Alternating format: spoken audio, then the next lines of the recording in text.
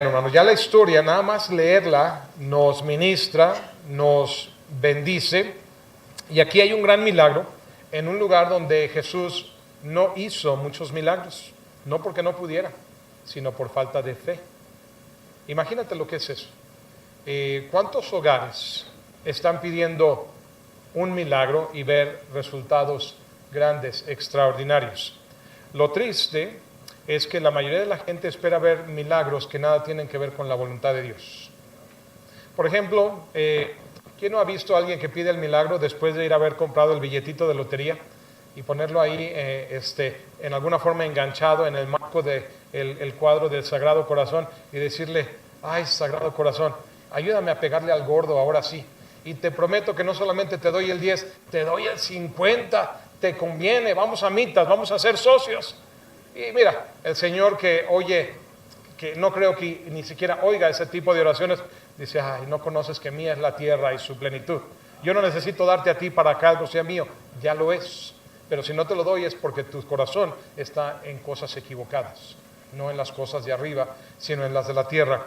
Pero ¿por qué son los milagros de Jesús? Bueno, en este mismo libro, no vaya para allá, pero al final del libro, el autor, Juan, dice que hizo Jesús muchas otras señales o milagros que en presencia de sus discípulos, las cuales no están escritas en este libro. Imagínate cuántos milagros más, ¿verdad?, hizo el Señor, de los cuales no sabemos. Yo conozco gente que ha hecho grande bien del que nadie sabe. Tal vez tú estés ahí también, que hayas hecho mucho bien a la gente y nadie se enteró. Has sufrido, has pagado un precio y ni las gracias te han dado. Y a quien se lo hiciste habla mal de ti, pero lo bueno nunca lo dice. Así es lo que está diciendo Juan. Con Jesús dijeron cosas malas de él, engañosas, porque nada malo había en él y por eso lo crucificaron. Pero concluye diciendo: no se escribieron en este libro, pero estas, las que sí se escribieron, se han escrito para que creáis que Jesús, y eso es fe, creer, para que creáis que Jesús es el Cristo, el Hijo de Dios, y para que creyendo, se da cuenta la presencia de la fe siempre en la vida cristiana, para que creyendo que tengáis vida en su nombre, vida abundante en este mundo y vida eterna en el mundo venidero. Así que, hermano, en esta historia vamos a encontrar 6 diferentes categorías o pasos o escalones, grados de fe. Y conforme se vayan desarrollando en el mensaje, yo quiero que tú te hagas un autoexamen y que te evalúes qué clase de fe tienes tú. Hay 6 escaloncitos, ¿verdad? Yo sé que todos queremos estar en el de mero arriba, ¿cierto? Somos como niños chiquitos, ¿verdad? Vemos un montoncito y ¿dónde quiere estar el niño? Arriba del montón. Amén.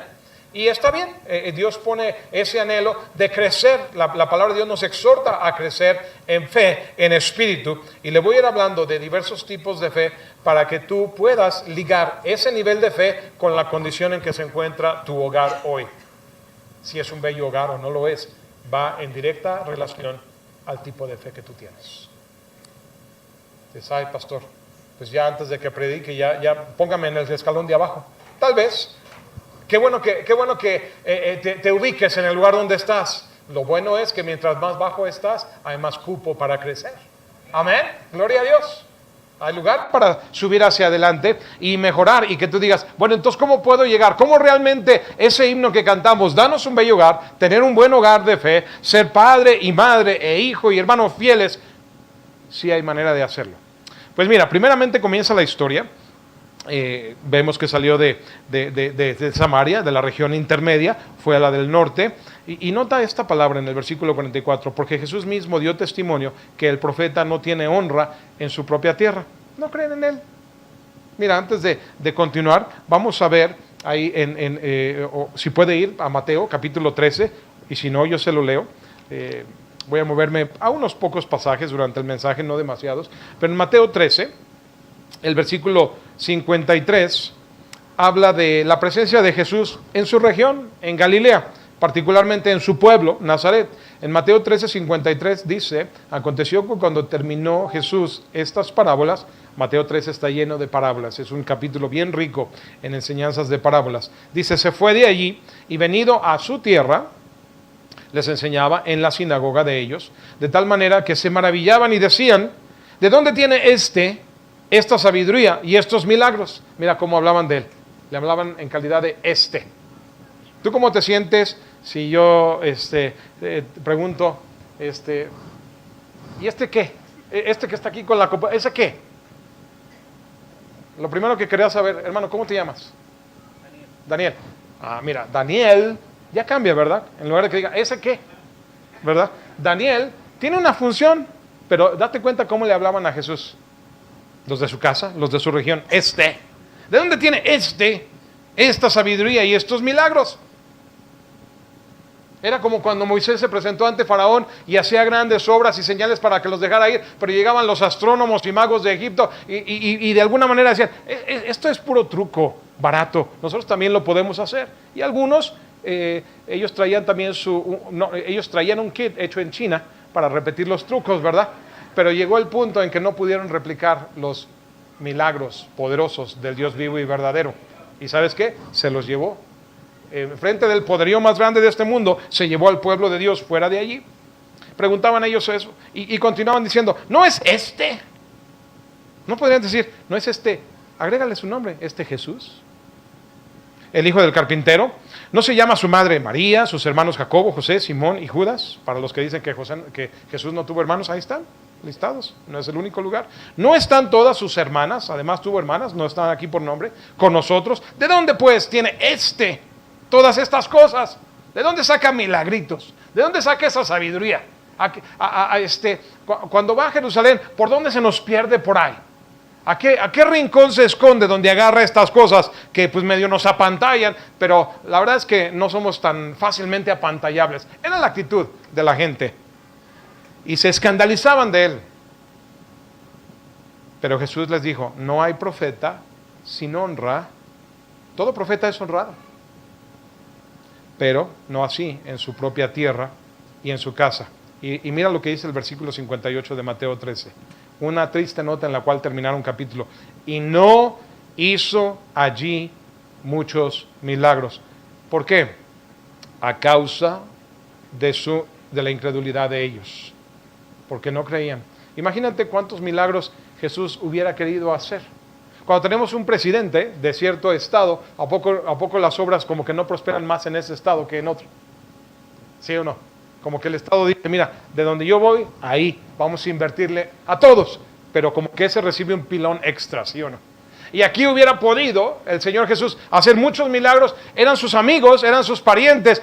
Si alguien hubiera querido tener palanca con el rey, y este rey no es cualquier rey, es el Rey de Reyes, Jesús lo hubiera hecho. Pero como eran incrédulos y en lugar de creerle, lo aminoraban, no hizo allí muchos milagros. No porque no pudiera, porque en la vida cristiana las cosas se hacen conforme a tu fe. ¿Cuánta gente no vino a Cristo una y otra vez a pedirle este milagro y aquel favor? Y Él no dijo, te concedo tu deseo. No es el genio que salió de la lámpara maravillosa. La respuesta muchas veces era conforme a tu fe, se ha hecho. Y el que creía, porque creía, lo obtenía. Entonces, hermano, regresando a la historia donde estamos, llega él ahí y había venido de la fiesta de Jerusalén, ya está en casa, y lo primero que pasa es que un oficial del rey se le acerca. ¿Por qué? Tiene una urgencia, tiene un apuro.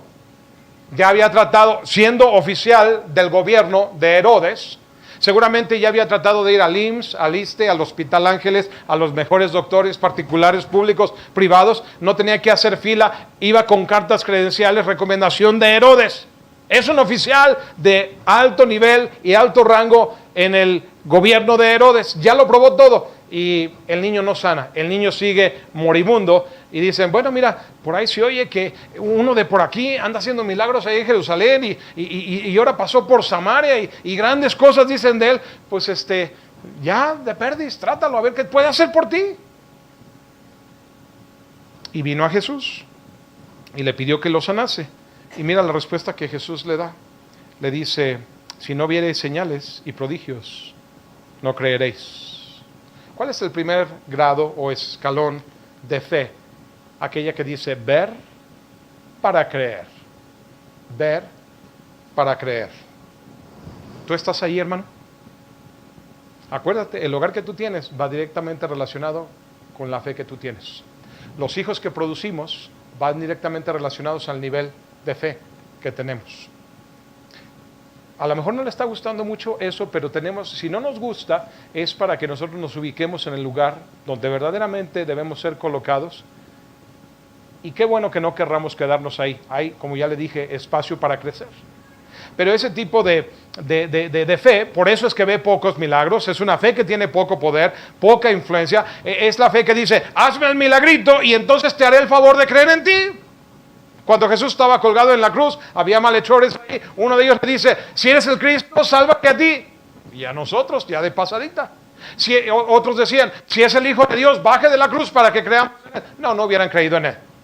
Si hubiera bajado de la cruz y hubieran dicho, ¿qué clase de clavos usaron ahí? Mira, la madera está apolillada, se les cae el crucificado. Y hubieran explicado el milagro, lo hubieran hecho de tal manera que no hubieran creído. Aquella historia de Lázaro y el hombre rico, cuando Lázaro está en el seno de Abraham y el rico en tormentos, dice, manda a Lázaro. No, ya tienen a los profetas, le dice Abraham, y tienen a la ley. Óiganlos, dice, no. Imagínate que alguien ve un muerto levantarse del cementerio. ¿Quién no va a creer? Dice, no. Lo que van a decir es que realmente Lázaro no andaba muerto.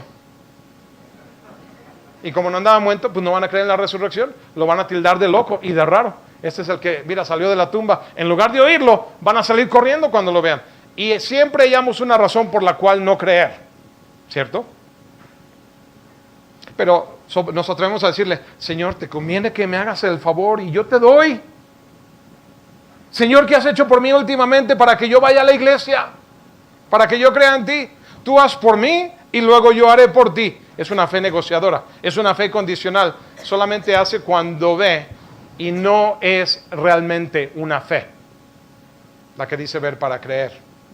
Pone nuestra relación con Dios de cabeza porque Él es el primero que debe hacer y después que Él haga, yo creo. Y así no es la fe. La fe es la certeza de lo que se espera. Todavía no lo recibo. Es la convicción de lo que no se ha visto, no lo he visto. Tú tienes que dar primero el paso de fe y luego Dios obra. Mójate los pies y después el mar se abre o el río Jordán. Esa es una fe muy fácil de engañar. Por eso muchos van a pare de sufrir. Yo quiero parar de sufrir, ahí voy a parar de sufrir. Pues si eres de los líderes, sí, porque a todo el mundo lo tienen engañado y a todo el mundo le piden una tremenda inversión y los que están arriba paran de sufrir por un momento a la manera que aquel hombre rico. Y los que sufren, sufren más. Pero llegará el día en que los que gozaban y hacían banquete y festejo, sufrirán tormento por engañadores, por falsos profetas, y los otros recibirán consuelo. Hay muchos que les dicen, mira, acércate más a esta música, y vamos a bajarle la luz, y vamos a ponerla rosita y moradita, y el que toca la batería y la guitarra eléctrica, tócale un poquito más hasta que se empiece a sentir el espíritu. ¿Verdad? Y mucha gente es engañada fácilmente. Jesús advierte estas cosas, mis hermanos. No se lo estoy inventando. Otra vez en Mateo, capítulo 24, dice el versículo 23. Entonces, hablando de las cosas del fin. ¿Y sabe que estamos en los tiempos del fin? ¿Sí te das cuenta cómo a lo largo de nuestra historia, de esta humanidad, el Señor ha tratado, por ejemplo, de gobernarse a través de socialismo, a través de comunismo, a través de capitalismo, a través de nazismo, a través de fascismo y de marxismo y de liberalismo y del Papa Francisco y todos los sismos? Y es un fracaso el hombre para autogobernarse en todo, como le busque, y Dios le da chance, ¿sí? Y Jesús habla de los tiempos del fin y dice en el versículo 23 de Mateo 24, entonces si alguno os dijere, mirad, aquí está el Cristo, o mirad, allá está, no lo creáis. Pero veníamos de carretera nosotros y por todos lados están los sanjuaneros. A ver, van para allá y van para acá. Y son largas distancias y en algunos casos subidas, pero las camionetas que van delante de ellos llevan a una muñequita. ¿Cuál de todas es esa? No, pues no sé si es la mera buena, porque esa es la morena, ¿verdad? Pero la que le sigue, la subteniente, la de San Juan de los Lagos, y otra pedaleada, ¿verdad? Porque la Virgencita te está viendo, ¿verdad? Mira, es una pieza de cerámica. Es una muñequita como de esas que los niños juegan. Y falsos cristos y la gente va de aquí para allá. Y la Biblia lo advierte. Grande es el engaño, pero más grande es la culpa de aquellos que han comenzado la mentira. Y dice el versículo 24, porque se levantarán falsos cristos y falsos profetas y harán grandes señales y prodigios de tal manera que engañarán, si fuere posible, aún a los escogidos. ¿Por qué? Porque somos de esa fe que dice ver para creer. Mi esposa me decía, ella es de Jalisco, yo cuando vivía en León vivía en un lugar donde enfrente era un campo pues de fútbol y cuando no jugábamos pues ahí llegaban los sanjuaneros y qué desastre era en aquel tiempo y hoy peor, los olores que dejan después. ¿Y por qué van tan allá? Pues no sé, mira, en la guerra de los cristeros yo me imagino que le han de haber atribuido alguna victoria en alguna guerra y se vuelve la religión mezclado como si fuera algún ídolo nacional, y eso es lo que pasa. El que dice ver para creer, solo si ve, si oye, si siente lo que quiere ver y oír y sentir, entonces dice creer en quien le haga el favor. Por esto es que Jesús no hizo allí muchos milagros. Hasta lo querían matar. Mira en Lucas capítulo 4, otra historia de Jesús estando en su tierra. Son historias paralelas. Cuando Jesús, capítulo 4 de Lucas, es cuando Jesús fue llevado por el Espíritu al desierto, fue tentado, luego es bautizado, comienza su ministerio realmente, y lo comienza yendo a su tierra, a Nazaret. Ahí lo ves tú antes del versículo 16. Y dice en el versículo 24, estando él en la sinagoga y leyendo la escritura de Isaías, cierra el rollo y él dice, hoy se ha cumplido esta escritura delante de vosotros, de que el Mesías ha venido. Y luego dice en el versículo 23, no olvides, está en Nazaret, está en su tierra. Y él les dice, sin duda me diréis este refrán, médico, cúrate a ti mismo de tantas cosas que hemos oído que se han hecho en Capernaum, haz también aquí en tu tierra. Y añadió, de cierto os digo que ningún profeta es acepto en su propia tierra. Está en la sinagoga. Y en verdad os digo que muchas viudas en Israel, que muchas viudas había en Israel en los tiempos de Elías, cuando el cielo fue cerrado por 3 años y 6 meses. ¿Se acuerdan de aquella historia? ¿Okay? Y hubo gran hambre en toda la tierra, había montones de viudas en Israel, pero, versículo 26, a ninguna de todas esas viudas fue enviado Elías, sino a una mujer extranjera, una viuda extranjera, ¿en dónde? En Sarepta de Sidón, eso sería hoy en Líbano, ¿ok? Una extranjera, no les fueron enviadas a los de su tierra, porque no hay profeta sin honra, excepto en su tierra. Y luego dice, y muchos leprosos había en Israel en tiempos del profeta Eliseo. Después de Elías vino Eliseo, ¿verdad? Y había leprosos por todas partes en Israel. Sin embargo, ninguno de ellos fue limpiado, sino ¿quién? Naamán, el que era ¿de dónde? De Siria, el sirio, otro extranjero. ¿Por qué? Porque profetas vienen, profetas van, Dios los manda, pero somos bien incrédulos. Y por eso es que los manda donde van a tener honra. ¿Cómo reaccionaron los judíos o sus hermanos de Nazaret ahí en la sinagoga? Versículo 28. Al oír estas cosas, todos en la sinagoga se llenaron de ira.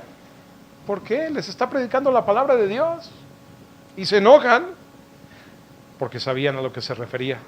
Los estaba señalando por su incredulidad. Y levantándose le echaron fuera de la ciudad y le llevaron hasta la cumbre del monte sobre el cual estaba edificada la ciudad de ellos para despeñarle. Él pasó en medio de ellos y se fue. ¿Se da cuenta el primer nivel de fe? ¿Te identificas en alguna forma? Aquí lo importante, hermano, es que, como le dije en un principio, tú vayas evaluando dónde está tu fe. Y por medio de esa evaluación te ayudes a entender por qué tu familia, por qué tu vida, por qué tu caminar espiritual, por qué tu matrimonio, por qué tus hijos es como es. La fe tiene un impacto real, práctico, en nuestra vida cotidiana. Siguiente paso de fe. Vemos ahí, regresando a Juan capítulo 4, dice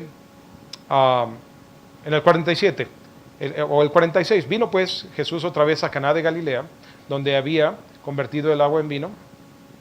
Y había en Capernaum un oficial del rey cuyo hijo estaba enfermo.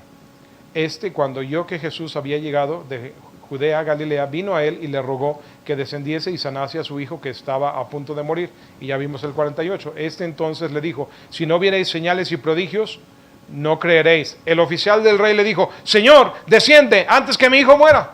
Señor, no es tiempo de estarme predicando. Señor, no es tiempo de hablarme del evangelio. No es tiempo de estarme hablando de fe. Señor, mi hijo se me muere. Ve, sánamelo. Y otro día hablamos de las cosas que no son tan imperativas, tan urgentes.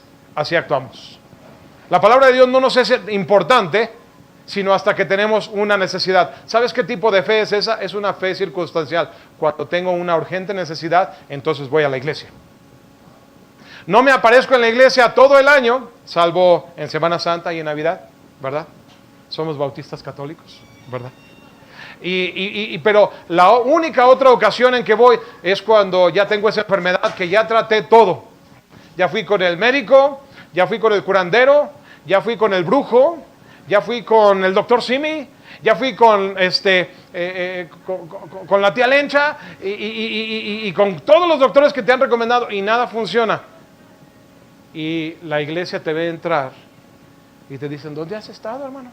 No, bueno, ustedes ya saben, ocupado, la situación de la vida.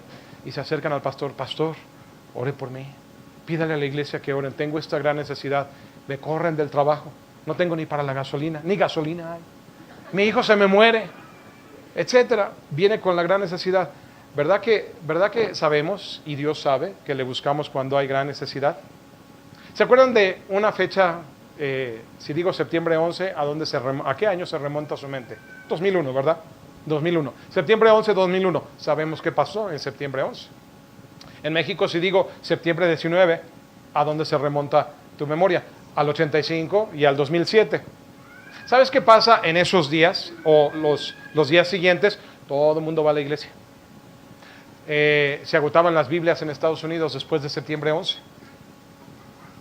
Porque Dios sabe que solamente le buscamos en momentos de tragedia. Y a veces Dios permite las tragedias no porque nos odie, sino porque nos ama y sabe que nuestro único recurso para venir a sus pies es cuando la tragedia golpea nuestras vidas. Fe circunstancial. La primera es ver para creer, si no, no creo. Pero la segunda es cuando te urge, cuando te duele, cuando vienes a buscar: oren por mí, y hasta traes el diezmo ese domingo. Llevas como 50 semanas que no lo traes, pero ese domingo sí lo traes. Se te olvida que le debes como 50 semanas, ¿verdad? Hasta sales a ganar almas esa semana. Amén.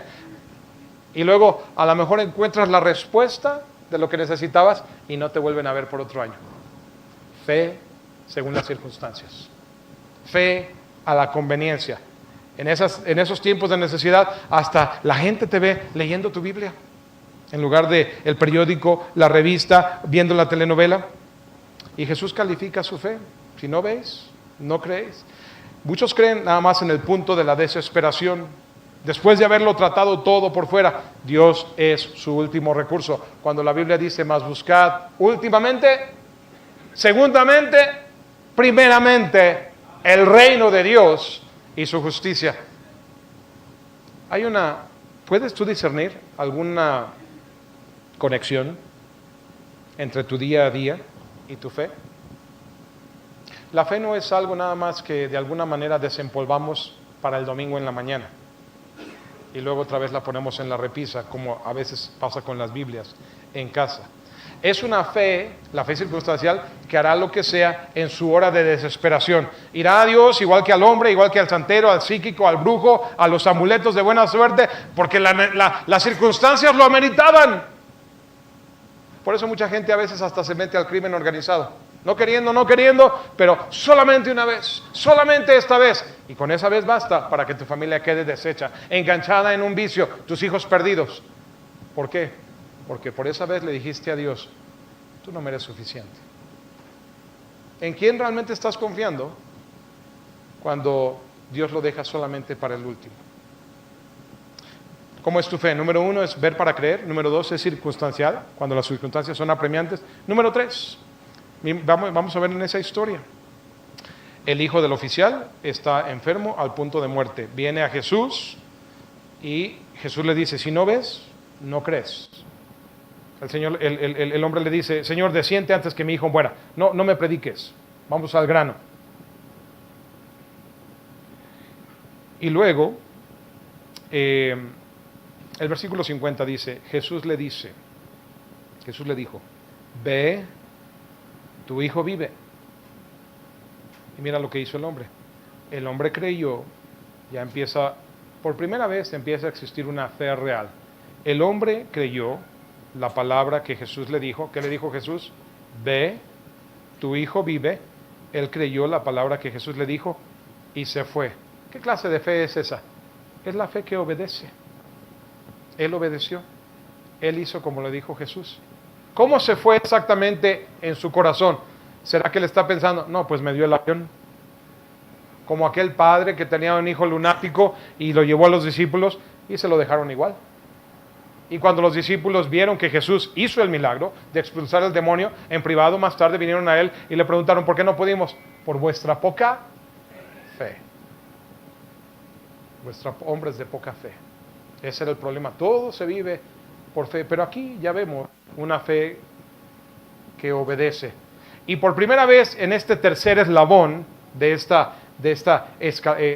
peldaño, de esta escalera, vamos viendo una fe real. Hizo como Jesús le dijo. Uno de los himnos de la vida cristiana que debiéramos adoptar es aquel que dice, obedecer y confiar en Jesús es la regla marcada para andar en la luz. Y otra estrofa dice, si queréis ser felices, debéis obedecer. Es obedecer, hermano, es simple el mandato. Todos entendemos eso. Tú le dices al niño chiquito, obedece para que te vaya bien. Obedece y no va a haber vara. Es obedecer. Lo entendemos, un niño lo entiende. Nada más que no queremos. La carne se resiste. Creemos que tenemos un plan mayor. Nos ponemos nosotros como el estándar de rectitud, de espiritualidad, de santidad, de sabiduría. Y ni el apóstol Pablo se atrevía a hacerlo. Quería hacerlo. Romanos capítulo 7, no vamos a ir allá, pero él habla de cómo existe en su mente el querer hacer la ley de Dios, el cumplir sus mandamientos, pero dice, tengo una batalla porque en mi carne, la carne se resiste. No hago el bien que quiero, sino el mal que está en mi cuerpo, en mi carne, eso hago, diciendo, soy un desobediente, soy un rebelde, y concluye diciendo, miserable de mí. Ahí debiéramos ponernos tú y yo, en el lugar de lo miserable que somos. Porque cuando decimos, pues yo no soy tan malo, yo ahí más o menos lo llevo, sí voy, hago, y empezamos a exaltarnos, tendemos a pensar que algunas porciones de escritura y mandatos están por debajo de nosotros para no obedecer. Y el himno que le ilustraba no canta, si quieres ser felices debes obedecer, pero si no obedeces, hay infelicidad. Podemos conectar el porqué. De que no seguimos la regla marcada es obedecer y creer, confiar, es la fe. Cuando la fe que obedece es la fe que cree su palabra, cree la Biblia, que no la cuestiona, que no la cambia, que no la debate, la cree y la obedece. Yo sé que aquí no pasa lo siguiente, que una familia salga y que el papá o la mamá o el hijo en el carro empiezan a decir, pues yo no estoy de acuerdo con lo que dijo el pastor esta noche. Pero hay iglesias donde eso sí pasa, ¿verdad? Aquí no. Ustedes se van a sorprender de que yo les diga que eso pasa en otros lugares.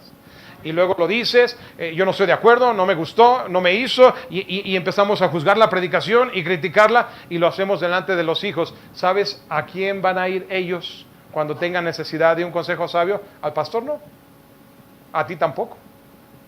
Van a ir a la gente del mundo a recibir los consejos que no son para vida, que no son para bendición. Obedece. ¿Cómo se nota eso? La actitud de los padres se refleja en los hijos, por lo general. ¿Dónde estamos, hermano? ¿Tenemos un hogar bendecido?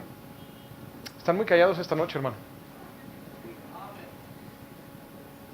Es que yo sé que están absorbiéndolo como esponja, ¿verdad? Bueno, número 4, el siguiente paso. ¿Están conmigo? Estamos ahí en la historia de Juan 4, hemos leído hasta el 50, 51, dice, cuando ya él descendía, ¿quién? El oficial, Jesús le dijo, tu hijo vive, ve. Él desciende ¿a dónde? A su casa. cuando ya él descendía, sus siervos salieron a decirle, y él dijo, no me digan, no me digan, no me digan, el muchacho vive. Yo ya lo sé, no dice así, ¿verdad que no?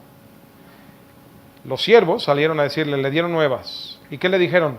Las mismas palabras de Cristo, tu hijo vive. Y luego él dice, él les preguntó, ¿a qué hora había comenzado a estar mejor?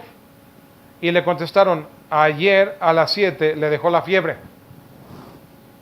Él, de haber sido un hombre de gran fe, si no se distinguiera como los que son de Galilea, que tienden a ser incrédulos, les hubiera dicho, sé por qué salen de la casa, sé por qué vienen a mi encuentro. Otros hubieran dicho, los veo venir, ¿sabes qué? Ya se me murió el chamaco. Como David, ¿se acuerda? Que cometió pecado, nació el niño, él oraba para que el niño no muriera, se murió el niño, pero sus oficiales no le querían decir, porque si así estaba, cuando el niño estaba moribundo, ¿cómo se va a poner si le damos la noticia? Pero David los observó y dijo, ya se murió el chamaco, ¿verdad? Sí. Pues ya él se levantó y se lavó. ¿Por qué? Porque ahora estás más tranquilo ya que se murió. Bueno, porque esa es la voluntad de Dios finalmente. Le rogaba y Dios no me lo dio. Y David caminaba con Dios y sabía aceptar la voluntad de Dios. Este hombre les pudiera haber dicho, ya se murió el chamaco, ¿verdad? Si no tuviera fe. Pero si tuviera fe, les hubiera dicho, no me digan. Está sano, el muchacho vive y les voy a decir a qué horas, a las 7.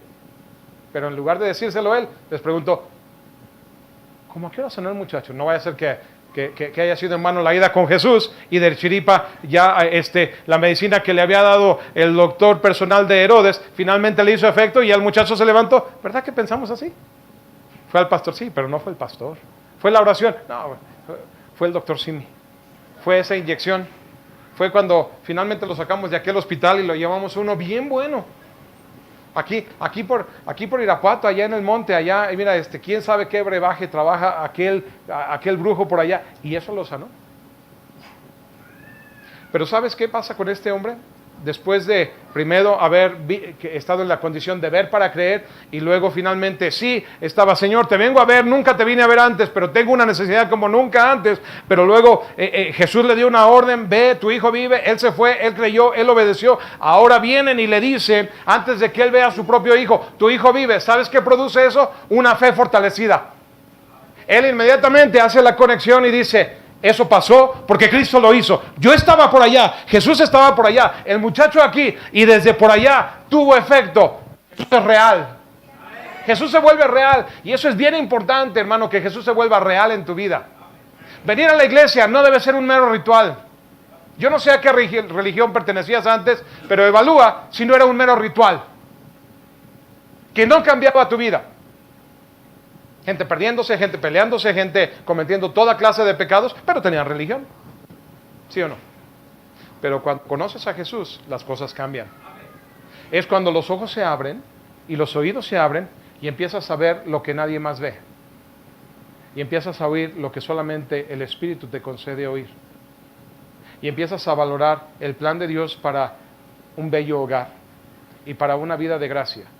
Y es como si pudieras entrar a ese umbral que yo describía en un principio, como si Dios te permitiese mirar. Allá en tiempos de Eliseo había todo un ejército, me parece que era de los asirios, y el siervo de Eliseo los vio a todos los enemigos y dice, Señor, estamos rodeados, estamos sitiados, ¿qué vamos a hacer? Eliseo estaba tranquilo. Decía, Señor, dale chance a este pobre, que también vea lo que yo veo. Y le abrió los ojos para discernir y vio las huestes celestiales de Jehová de los ejércitos y le dijo, más son los que están con nosotros que los que están con ellos. Así que tranquila la cosa. Esa es la actitud del que vive por fe, y aquí se ve su fe fortalecida. Ahora este oficial decía, Jesús es verdaderamente el Mesías, el Hijo de Dios. ¿Se acuerda de la historia que ya hicimos referencia, o Jesús mismo hizo referencia de las viudas de Israel, pero Elías no fue enviada sino a una de Sarepta de Sidón? Bueno, primero había ido con los cuervos y luego la mandó a Sarepta de Sidón y le pidió ese bocado que ella nomás tenía un puñado de harina y un poco de aceite y ya comerse la torta y dejarse morir. Elías le dice, hazla, pero yo como primero, porque vas a honrar a Dios primero, y como Dios no está aquí, pero yo soy el representante de Dios, yo como por Dios. Amén. Y la mujer lo hizo. Obedeció y confió. en Jesús. Y no escaseó ni el pan ni la harina hasta que se acabó la sequía. Y vivieron en lugar de morir. El muchacho se muere en el proceso. ¿Y ahora quién podrá defendernos? ¿Qué has venido a hacer? ¿A recordarme mis pecados, varón de Dios? Estábamos por morirnos, me das esperanza y se muere el muchacho. ¿De qué se trata esto? ¿Es una burla? ¿Es algún truco barato? Elías dice, no lo entiendo yo mismo, pero ora a Dios, busca a Dios, clama a Dios, se postra sobre el muchacho vive, Dios responde a esa fe del siervo de Dios, le entrega el muchacho a su madre y la madre dice, ahora sé que eres varón de Dios. ¿Apenas? Ya habían comido y la harina y el aceite no se habían acabado. Pero bueno, así somos, ¿verdad? Vemos la evidencia de Dios y de todas maneras, aunque nos deja ver, todavía no creemos. Decimos ver para creer y ni viendo creemos. Pero hasta que ya vemos ahora sí un milagro que consideramos, ahora sí de veras, ahora sí me lo hizo. Y te aseguro que de todas maneras, una mujer así o un creyente así todavía pasa por espacios de duda, porque eso fue lo que le pasó al pueblo de Israel. Vieron la mano poderosa de Dios sacarlos de Egipto y todavía preguntan, ¿nos podrá dar de comer en el desierto? ¿Nos podrá dar agua? Y Dios dice, no entienden. Siguen dudando otra vez. Volvemos otra vez. Después de haber crecido y avanzado tanto, requieren otra vez que se les vuelvan a predicar los primeros rudimentos. ¿Ves cómo Dios es paciente? Y decimos, Señor, danos un bello hogar. Pues es lo que te estoy tratando de dar, nomás que no te dejas. Amén. Pero este hombre está fortaleciendo su fe porque hace esa conexión. Si no fuera por Jesús, mi muchachito estaría muerto en este momento. ¿Dónde estamos nosotros, hermano? ¿Viendo para creer? ¿Según las circunstancias? ¿Obedeciendo? Ya está fortalecida nuestra fe porque has clamado a Dios y dependido de Dios y solamente de Dios, y sabes que lo que tienes de bueno es solamente gracias a Cristo. Ya hay poder real en esa fe, ya es una fe firme, ya se ha afirmado, ya es personal tu experiencia con Cristo, o todavía dependes de ir pegado a la fe de tu pastor. Nada de malo si tú eres nuevo en la iglesia. Pablo decía, ser seguidores de mí como yo de Cristo. Pero va a llegar el día en que quizá tu pastor no esté. ¿Y a quién vas a seguir? Y los que vienen detrás de ti, ¿quién les va a dar ejemplo? Veo gente a veces que dicen, no, ya se me murió mi líder espiritual, o ya cayó, o ya se fue, ya no voy a ir a la iglesia. Espérate, si de veras tanto impacto hizo él, y el Señor dijo, él ya terminó y se lo llevó, ¿quién va a hacer las veces ahora de él? Así como tú venías y Dios te proveyó a alguien que te guiara a ti, ahora tú estás allí para que alguien que viene detrás, tú seas su guía y alguien viene detrás de ti también. Es conferencia de la familia. Vienen hijos, vienen nietos, pregúntanos a nosotros, así como nos ves de muchachones, ya tenemos nietos. Mi padre, pudimos conectarnos con nuestros hijos y mis nietos, son sus bisnietos, y me dice, ya tengo tataranietos. Y de repente dije, no, bisnietos. Y no, de veras, tengo una sobrina que también ya es abuela. Y mi papá ya tiene tataranietos. Y ¿sabes qué, hermano? Lo que tú y yo hacemos tiene un alcance y un impacto. Piensa tus generaciones. Es tu matrimonio, son tus hijos, que ya es de gran valor. Pero piensa tus nietos. Si ellos miran a ti, que tú venías a la iglesia y que cargabas una Biblia y no ven esa fe fortalecida, entonces ¿en quién pueden apoyarse? Y van a decir, aquel hombre que iba a aquella iglesia tan bonita en Irapuato, sabes que su fe no sirvió para nada porque mira cómo terminó. Abandonó. Asegúrate que tu fe crezca y sea fortalecido.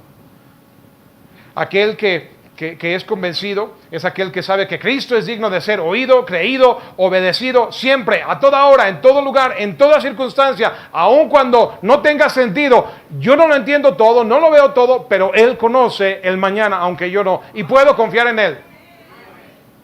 Hay uno que siempre cumple su palabra. A veces decimos, no, pues es que Él me dijo, pero no sé si pueda creerle. Si es un hombre, estoy de acuerdo, pero hay uno que siempre la cumple.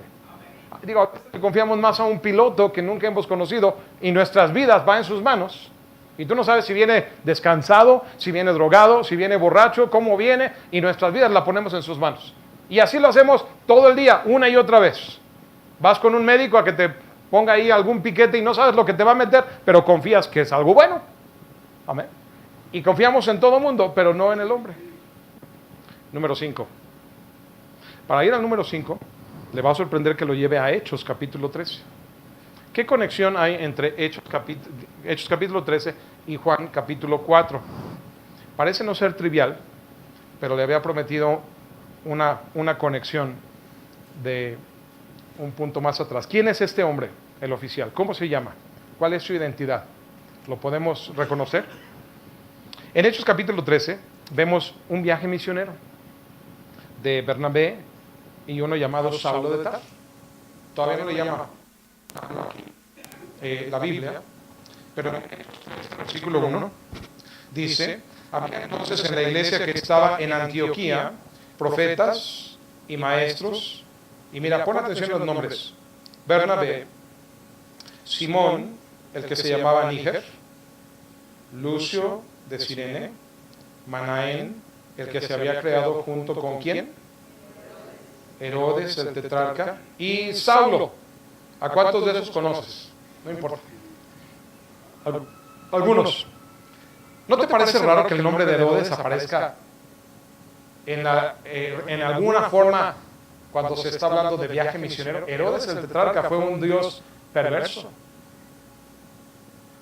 Es como si decir, hermanos, vamos a hacer un viaje misionero, pero López Portillo va a aparecer en alguna forma en el cuadro, o Echeverría, o ¿quién quieres? ¿Verdad? Peña Nieto, AMLO. O sea, es el rey que aparece ahí en el contexto de un viaje misionero, pero no es porque él vaya en el viaje, sino que se está refiriendo a uno llamado Manaén, el que se había criado junto con Herodes el tetrarca. El que se cría con otra persona quiere decir que desde chamaquitos. El rey Herodes una vez fue niño, ¿sí está de acuerdo? Y alguien se crió con él llamado Manaén. Hay historiadores que dicen que aquel oficial del cual estamos leyendo en capítulo 4 de Juan es este hombre que vino a ser oficial. Digo, el rey a quién va a reclutar para su corte, sino aquellos que son sus más dignos de confianza. ¿Y quiénes van a ser los más dignos de confianza? Pues sus más allegados desde su niñez. Y Manaén ahora es uno que es mencionado en relación con Herodes, pero ese es el que está yendo en el viaje misionero. ¿Por qué? Porque él una vez tuvo un hijo que se le estaba muriendo y trató por todos los medios, todas las conexiones con Herodes, todos los doctores, y nada le funcionó. Jesús había ido a Jerusalén, se tardó porque se fue por Samaria, llegó, le suplicó, lo puso como chicote de cochino cuando le dijo, ¿no crees? Si no ves. Le dice, Señor, sácame a mi niño. Le dijo, está bien, vete, tu hijo vive. Él obedeció. Los siervos le confirmaron. Él tenía siervos. Le confirmaron que su hijo vivía. Y ahora lo vemos saliendo de viaje misionero. ¿Sabes qué clase de fe es esta? Una fe transformadora. Una fe que da fruto. Una fe que cambia tu vida. Una fe que tú trabajabas para un gran rey en este mundo. ¿Quién en su sano juicio deja tan tremendo puesto en la corte? Oye, trabajas para las mejores corporaciones de este mundo, mira las prestaciones de ley que tienes, mira el plan de retiro, mira la casa que tienes, necesitas protección, necesitas palancas, necesitas contactos, lo tienes todo con Herodes, y vas a dejar todo eso para servir a Jesús, que ya murió, que fue sepultado, aunque unos dicen que ya resucitó y fue al cielo, a mí no me consta.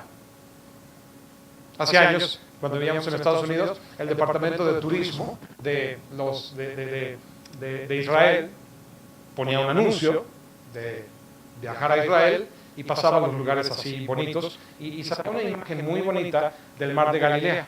Y cuando salía esa imagen así bien bonita del mar de Galilea, la frase decía, dicen que uno caminó por estas aguas.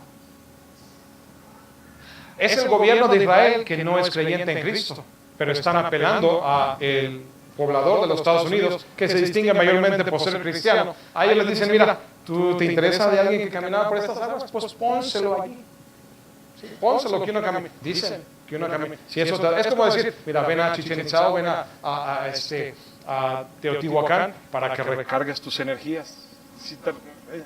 Pero lo que sea por vender, ¿verdad? Para atraer turismo. Y ¿por qué les mencionaba esto? Porque la gente le diría, tú tienes todo allí. ¿Cómo te vas a ir con uno que caminó por las aguas? ¿Quién sabe? ¿Te vas a ir con un fantasma? tienes lo más real. La gente deja todo por venir a trabajar a la corte del rey. Es el gobierno mundial. Herodes trabaja para el César, es el dominio mundial. Lo tienes todo. Pero cuando tu fe toma control de ti, es una fe que te transforma, que te cambia. Y no reparas y no titubeas en dejarlo todo por andar en el camino, ya no del rey Herodes, sino del rey de reyes y señor de señores. Ese es el quinto paso de fe. ¿Cómo vas? Recuerda que la fe que tú tengas explica el hogar que tienes, la vida que tienes. Mayormente, puede haber sus excepciones, puede que estés pasando por una prueba de fe y dices, es que no lo entiendo, yo busco y tengo estas pruebas. Bueno, así le pasó a Job también. Es otra historia, que él era íntegro, era fiel y pasó por pruebas, no por falta de fe, pero Dios estaba haciendo otra obra. ¿Qué sabes tú? Que si pasas por una prueba y crees que todo está bien y verdaderamente delante de Dios podrías decir, todo está bien, no guardo secretos, no hay pecado escondido, todo está bien y de todas maneras se me acabó toda mi hacienda, mis hijos, mi casa, mi salud, todo. Bueno, recuerda Job, que al final de su vida Dios le dio todo lo que había perdido al doble. Hasta los hijos, tenía 10 y le dio otros 10. Bueno, y los primeros 10, hoy en el cielo hay 20 hijos de Job. Y de camellos, de asnas, de ovejas, todo lo que él tenía, se lo dio al doble. ¿Okay? Y sus riquezas. Y número 6, el último paso de fe. Todavía hay uno más. Vamos a regresar a Juan 4 y ya, con eso terminamos. Juan capítulo 4. Llegamos hasta el versículo 53. En el 52 vimos que él les preguntó a qué hora había comenzado a estar mejor y le dijeron, ayer a las 7 lo dejó la fiebre. El padre entonces entendió que aquella era la hora que Jesús le había dicho, tu hijo vive. Y eso fue lo que fortaleció su fe. Y eso fue lo que llevó después a su vida a ser transformada. Pero ¿qué más podemos sacar de este versículo que nos da otro nivel de fe? La última frase del versículo 53 dice, y creyó él con toda su casa. Con toda su casa o con toda su familia. ¿Tú crees, hermano, como este hombre cree? Si tú no crees, no esperes que tu esposa crea. A lo mejor Dios habla a su corazón y ella cree por su cuenta, pero tú eres el líder. No esperes que tus hijos crean si tú no crees. ¿Tienen nietos? Normalmente la siguiente generación, hijos, nietos, toman como su más alto estándar de fe y de conducta tus puntos más bajos de fe y de credulidad. Tú vas bajando la guardia y ellos dicen, pues de ahí y ellos para abajo. Y la siguiente generación y para abajo. No es ninguna sorpresa el mundo de perdición. Estábamos hablando la semana pasada con un hermano que vivía en una de esas colonias, creció en una de esas colonias rudas de Cuernavaca. Y dice, tiro por viaje, siempre había pleito y vivíamos cerca del rastro y ellos traían sus cuchillos, sus machetes y no faltaba algún picado que terminara en el seguro o en algún hospital, le hacían sus puntadas y salía vivo. Hoy no, hoy son decapitados. Está más ruda las generaciones. Y los jóvenes que se pierden, por eso es que montamos conferencias juveniles, porque si no los alcanzamos en las iglesias, los sicarios y los cárteles están listos para hacer carne de cañón de todos ellos. Y si tú y yo no hacemos algo, ¿de dónde van a aprender? ¿La fe de quién van a heredar? ¿Sabes qué clase de fe es esta última? Cuando vemos que creyó él con toda su casa, es una fe contagiosa. Contagiosa. Otros creen, otros te miran y te dicen, tú tienes algo que no entiendo, que yo no sé qué es, pero veo que tienes pruebas, tienes dificultades, te falta esto, no te pagan y tú vives feliz, tú vives tranquilo, o estás mal de la cabeza o qué te pasa. Alguien vino a nosotros, mi esposa y yo, y nos decían, oye, ora por aquel fulano porque me debe un dineral y ya se nos va a morir. Ora por él, que me pague antes de que se muera porque ni un papel me quiere firmar. A su vez, ese que el otro le debe, no están para saberlo, pero también me debe a mí. Y nunca le hablo yo nada. Y le digo, pues si se muere aquel no solamente no te paga a ti, tú no me pagas a mí. Pero yo ni le menciono eso. Mira, la palabra de Dios dice que tú no vivas de prestado, pero al que te pida, dale.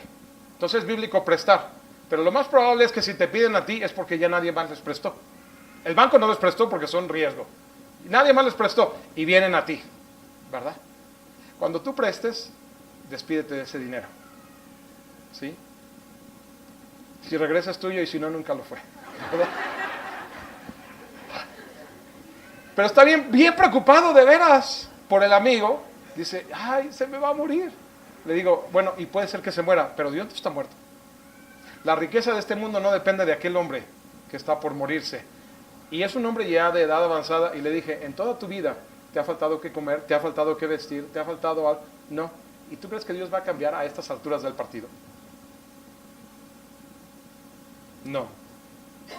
Y cuando la gente ve esa fe que tú tienes y empieza a decir, yo quiero tener lo que tú tienes, y empiezan a tener ánimo en sus tribulaciones porque ven que tú tienes ánimo y fortaleza y poder y gozo y paz, y la gente te insulta y la gente te pisotea, normalmente diríamos, yo no voy a dejar que nadie me pisotee.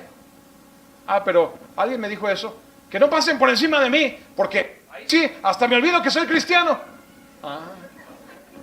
Ok. Le dije, ¿sabes qué? Yo tuve un pastor a quien le dijeron, es que la gente abusa de ti. Al pastor Hals le dijeron, la gente abusa de ti, te pisan como si fueras un tapete. Si eso fuera el caso contigo, y a lo mejor lo es, ¿cuál sería tu respuesta? Oye, ya estuvo bueno. No, el pastor dijo, qué bendición que sirvamos para algo, qué bendición que podamos ser usados. Eso se lo he dicho a personas y simplemente, mira, no lo entienden. No, a mí no, y a mí no, y a mí no, y no lo entienden. ¿Y sabes qué? Siguen teniendo la misma vida de pleito, la misma vida de miseria, la misma vida de dificultad, y lo siguen heredando a sus hijos y a los hijos de sus hijos. Podemos tener gozo y paz, gozo en la tribulación, gozarnos verdaderamente en todo, verdaderamente dar gracias en todo. Dios está en absoluto control de nuestra vida. Y a los que amamos a Dios, todas las cosas ayudan a bien. A los que amamos a Dios, todo el mundo dice, todas las cosas ayudan a bien. No, nada más para los que aman a Dios. Y si ayudan a bien, y Dios está en control, podemos estar tranquilos. Y la gente, si de veras tú vives de esa manera, la gente dice, oye, yo no sé de dónde sacaste todo esto, pero quiero tener esa paz que tú tienes. Quiero vivir como tú vives. Quiero tener ese gozo. Tú te mueres y tus hijos empiezan a vivir la crisis y ellos se van a acordar, ¿cómo le hacía a mi papá? ¿Cómo le hacía a mi mamá? Y a lo mejor tú te mueres y dices, no sirvió para nada mi testimonio, pero alguien lo va a recordar en ese día. Va a decir, así como mi papá nos decía. Así, nunca le hicimos caso en vida, pero nos enseñó. Y ahora llega el momento de tomar su manta y tomar esa fe. Y la fe de mi padre ya no es nomás la fe de mi padre, es mi fe.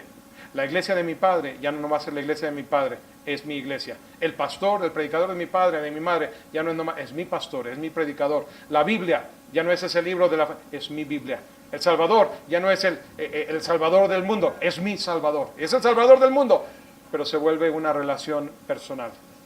Y ahí es donde empieza a cambiar tu matrimonio, que cuando eres ofendido, cuando eres insultado, o por tus hijos, o por quien sea, como Él, no respondes.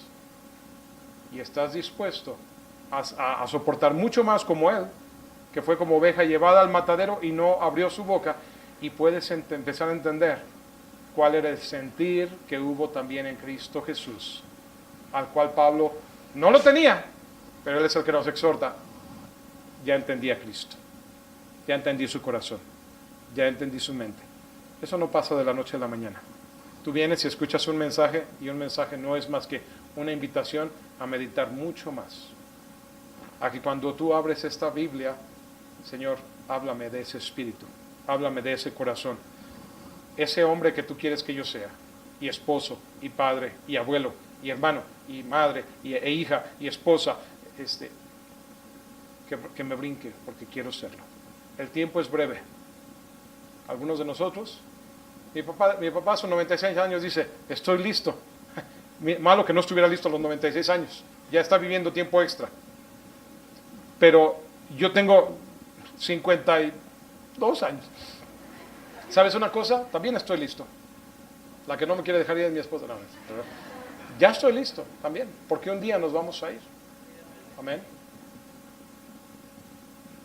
Pero eso solamente viene cuando caminas con Él. ¿Quieres tener un bello hogar? Dime dónde está tu fe. y te diré qué clase de hogar tienes. Padre nuestro, ayúdanos, Señor, en esta noche, en el comienzo de esta conferencia. Señor, aquí vemos la fe de un padre cuyo hijo moría. Y el niño fue sanado. Y ahí pudo haber terminado la historia y colorín colorado, cada quien para su casa. Pero no termina ahí. Está impreso aquí, en las páginas de la historia.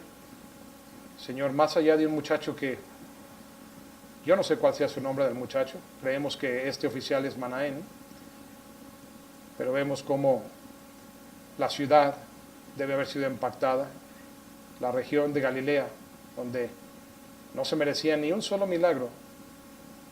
No hizo muchos, pero sí hizo algunos. Este es uno de ellos.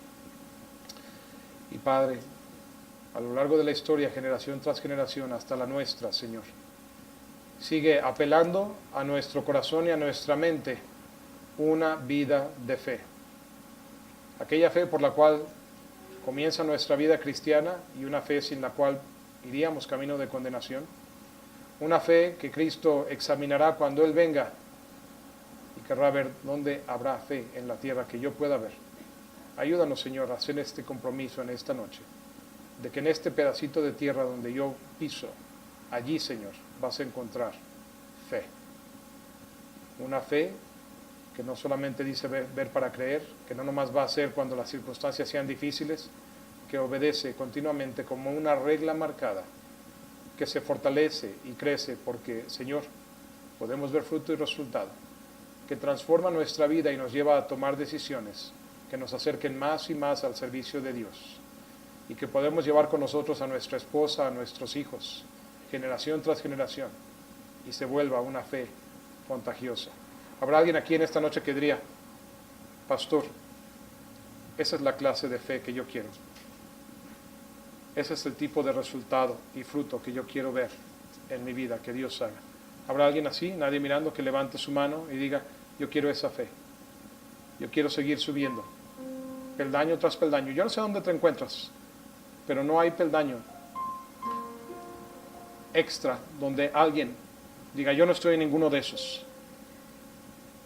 ¿Quisieras llegar al punto de esa fe contagiosa? Primero tienes que hacer la tuya.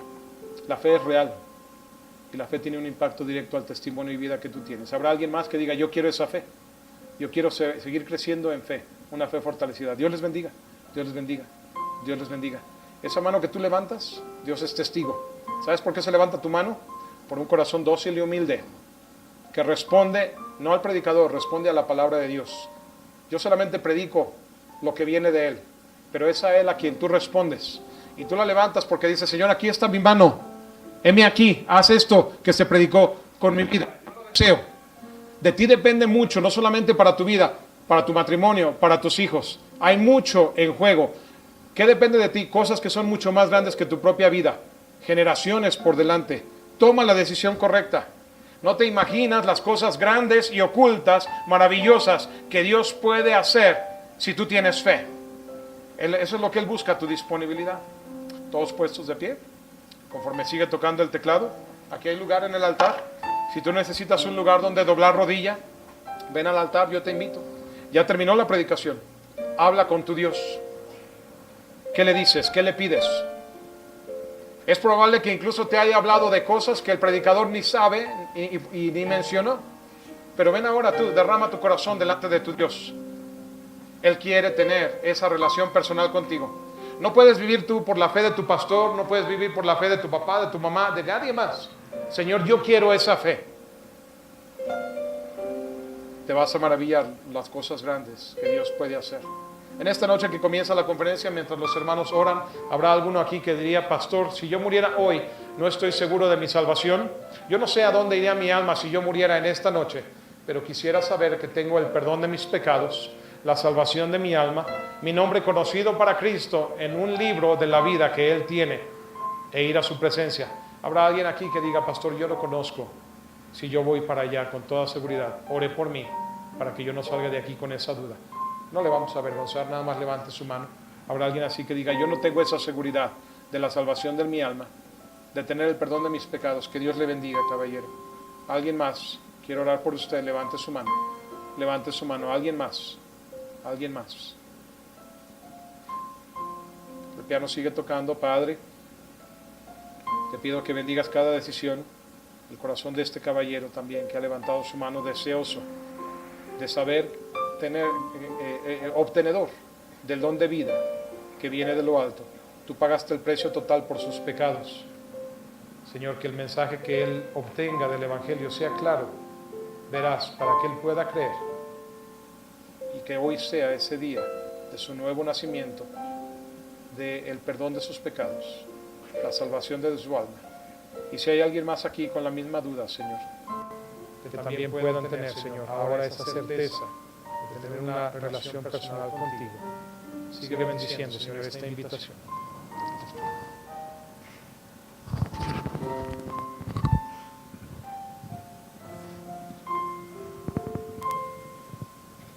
Hermanos, yo creo que todos deberíamos orar y pedirle ahí en nuestro lugar de rodillas: Señor, bendice mi hogar. Si no va a ser Dios, ¿quién más va a ser, hermano? La Biblia dice que Él da gracia al humilde, mas Él resiste al soberbio. No es solamente que se incline nuestra rodilla, sino el corazón inclinado delante de Dios. Dios, suelto las riendas de mi hogar, porque ya he trabajado mucho y te las suelto a ti. Sé tú quien bendiga. Y primeramente te pido por mi fe. Tal vez alguien aquí decía: Dios, te pido por mi esposa, mi esposo, mis hijos. Pero Dios te ha hecho ver, la fe que debe cambiar es tu fe. Pídele a Dios que fortalezca tu fe para que no sea como aquel texto: y no hizo ahí muchos milagros. No porque Dios no tenga poder, no porque su mano se haya cortado, sino a causa de su incredulidad. Hermano, que Dios no pase por alto la iglesia o tu casa o tu banca esta noche y no haga cosas en ese corazón a causa de incredulidad, sino dile: Dios, toca este corazón, llénalo de fe. Y hermanos, la Biblia dice que la fe viene por el oír, y el oír la palabra de Dios. Pero no solo una fe personal, gloria a Dios ya la tenemos, sino una fe contagiosa. Que esa fe por la cual tú estás dispuesto a morir se contagie a tu esposa, a tus hijos, y Dios nos dé una generación para Él. Padre, gracias te damos por lo bueno que eres. Y Dios, perdónanos por nuestra falta de fe, y vaya que es algo que tú reprochas. Danos fe, Señor, no solamente para nosotros, sino una fe como aquella abuela Loida o la madre Eunice, que pueda venir un gran Timoteo. No se hereda, pero se transmite.